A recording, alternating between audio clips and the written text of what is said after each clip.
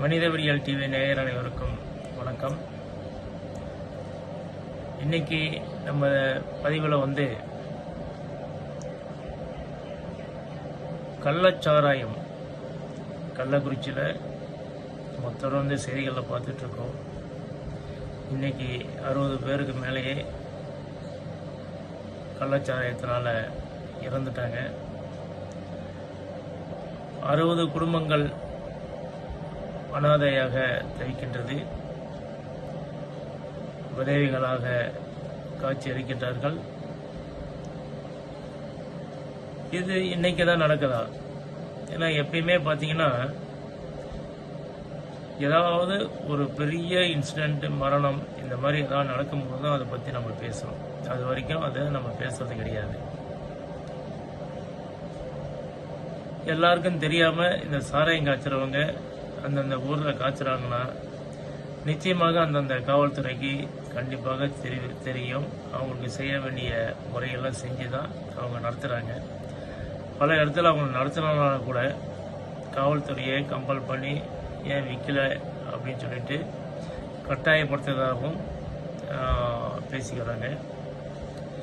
இந்த கள்ளச்சாராயம் இன்னைக்கு கள்ளக்குறிச்சியில் நடந்ததுனால நம்ம அது பெருசாக பேசுகிறோம். அதாவது இறப்பு இன்னைக்கு மிகப்பெரிய அளவில் போயிட்டுருக்கு. இன்னும் முடிவாகலை. இது வரைக்கும் 60 பேர் இருந்தாங்க. இது பிறகு இன்னும் எத்தனை பேர் வராங்களோ அப்படின்னு தெரியல. இந்த சூழ்நிலையில் இன்னைக்கு ஒரு சம்பவம் நடந்துருச்சு. அதனால் நம்ம பதறதை காட்டிலும் இது எல்லா மாவட்டத்திலுமே, எல்லா ஊர்லையுமே, எல்லா காவல்துறைக்கும் தெரிஞ்சே இது நடந்துகிட்டு இருக்கு. இது பொதுவாகவே ஒவ்வொரு மாவட்டத்திலையும் படித்தீங்கன்னா கள்ளச்சாராயம் காய்ச்சுறவங்க, சாராயம் காய்ச்சுறவங்க, இந்த மாதிரி போலியான மதுவை விற்பனை செய்கிறவங்க, இப்படி நிறைய பேர் இருக்காங்க. இதில் இன்சிடென்ட் ஆன பிறகு தான் அது நம்ம பார்வைக்கே வருது. அது ஊடகத்தில் வெளியே வந்துட்டுருக்கு. இது இன்னைக்கு நடந்ததுனால இதை பற்றி பேசுகிறத காட்டிலும் இனி தொடர்ந்து இந்த மாதிரி நடக்காமல் இருக்கிறதுக்கு காவல்துறை தான் முக்கிய பங்கு வகிக்கும். ஏன்னா காவல்துறையை மீறி எங்கேயும் எதுவும் பெருசாக செய்கிறது கிடையாது. இப்படி காவல்துறை மாதம் மாதம் அவங்க வருமானத்திற்காக ஒவ்வொரு ஸ்டேஷன்லேயும் இந்த மதுபானங்கள், கள்ளச்சாராயம் காய்ச்சறது இதெல்லாம் அவங்க நாலேஜ் இல்லாமல் நடக்கலை. உயிரிழப்புகள் நிறையா வந்ததுனால நம்ம அதுக்காக நம்ம வருத்தப்படலாம்.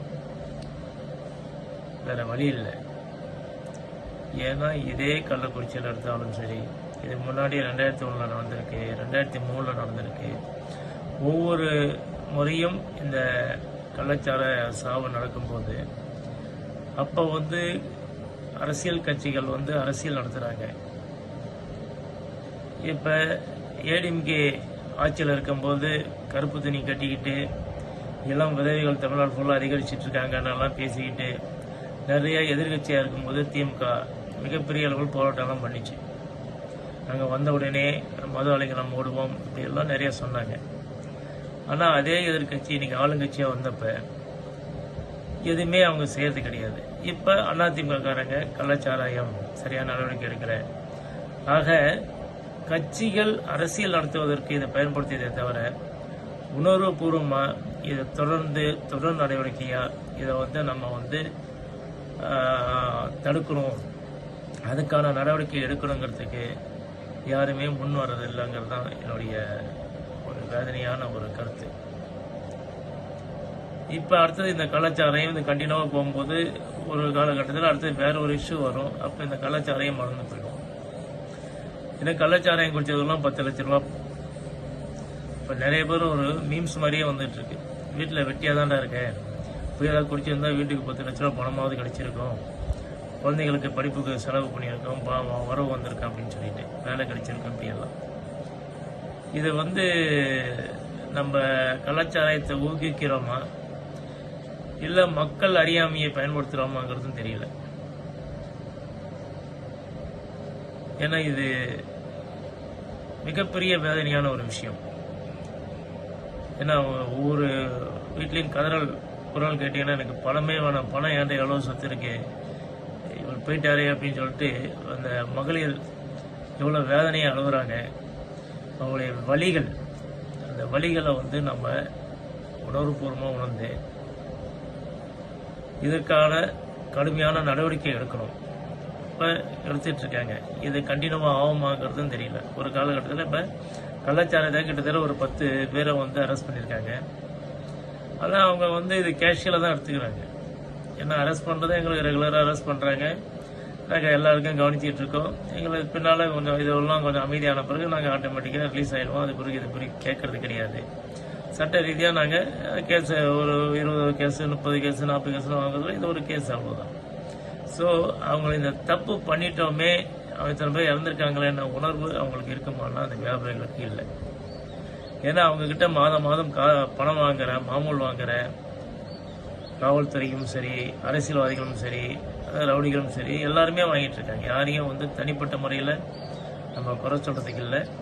அவங்க ஒரு வியாபாரம் பண்ணும்போது எல்லாருக்கும் செய்ய வேண்டியதெல்லாம் செஞ்சு தான் அந்த தொழிலை வந்து அவங்க பண்ணிக்கிட்டு இருக்காங்க. அதுவும் வந்து கள்ளக்குறிச்சியில் நீதிமன்றம் இதெல்லாம் இருக்கும் பக்கத்துலேயே வந்து இந்த மாதிரி ஒரு இன்சிடென்ட் நடந்திருக்குன்னா இது யாருக்கும் தெரியாத விஷயம் இல்லை. அப்படி சொன்னாலும் அதை வந்து யாரும் நம்ப போகிறதும் கிடையாது. மக்கள் வந்து மறப்போம் அப்படிங்கிற ஒரு விஷயத்தை மெயினாக வச்சிருக்கிறதுனால ஒவ்வொரு காலகட்டத்திலும் ஒவ்வொரு விஷயத்தையும் தாண்டி மறந்து போயிட்டுருக்காங்க. இந்த கள்ளச்சாராயம் இது மாதிரி காவல்துறையில் அந்தந்த ஸ்டேஷன் பகுதியில் நடக்கும்போது அந்த பொறுப்பு முழுசாக அந்த காவல்துறை அந்த காவல் நிலையத்துக்கு முழு பொறுப்பையும் ஒப்படைத்தால் மட்டும்தான் அவர்கள் பாதிக்கப்படுவாங்க, நம்ம வேலையில் கை வச்சிருவாங்க, நம்ம மேலே ஆக்ஷன் எடுப்பாங்க அப்படிங்கிற அந்த பயம் இருந்தால் மட்டும்தான் இதை வந்து ஓரளவு தடுக்க முடியும். இல்லைன்னா நம்ம மாவட்ட ஆட்சித்தலைவரை மாற்றலாம், கண்காணிப்பாளராக மாற்றலாம். ஆனால் தொழில் பண்ணுற அரசியல்வாதிகளோ இவங்களோ நம்ம வந்து கண்டிக்கிறதும் கிடையாது, யாரையும் எதுவும் சொல்கிறதும் கிடையாது. அப்போ எந்த எல்லையில் நடக்குதோ அந்த காவல் நிலையத்துக்கு தெரியாமல் எதுவுமே பண்ண. ஏன்னா அவங்க தான் இந்த வசூல் பண்ணி மேலதிகாரிகளுக்கு கீழதிகாரின்னு ஷேர் பண்ணிக்கிறதெல்லாம் அவங்க ரெகுலராக பண்ணிட்டு இருக்காங்க. இது எல்லாருக்குமே நல்லா தெரியும்.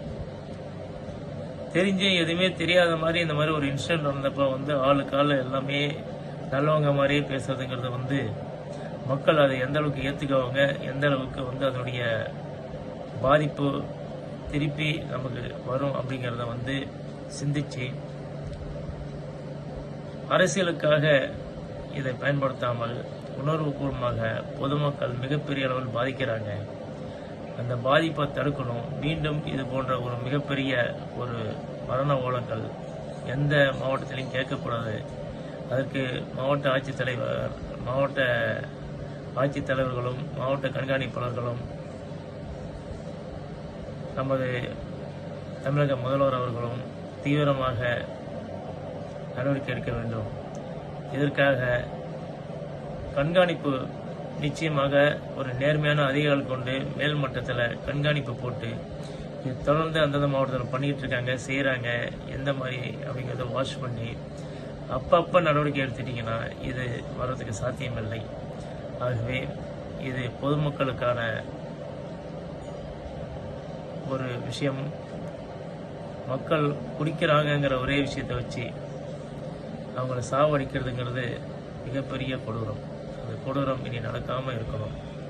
நன்றி, வணக்கம்.